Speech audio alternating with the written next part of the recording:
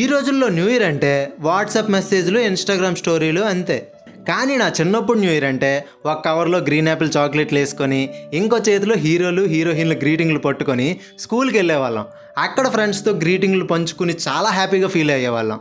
ఈ న్యూ ఇయర్కి కూడా చిన్నప్పటిలాగే గ్రీటింగ్స్, చాక్లెట్స్ చిన్నపిల్లలకి ఇచ్చి విష్ చేద్దామని స్టార్ట్ అయ్యాను.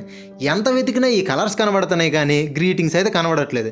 చివరికి ఒక షాప్లో ఇలాంటి గ్రీటింగ్స్ అయితే దొరికాయి. గ్రీన్ యాపిల్ చాక్లెట్స్ ఉంటాయేమని అడిగాను, కానీ లేవన్నారు. గ్రీన్ యాపిల్ చాక్లెట్లు అంటే నాకు ఒకటి గుర్తొచ్చింది.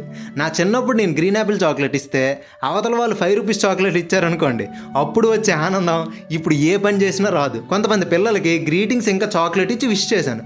తర్వాత అడిగాను, తమ్ముడు మీరు ఇలా గ్రీటింగ్స్ ఎప్పుడు పంచుకోలేదా అని.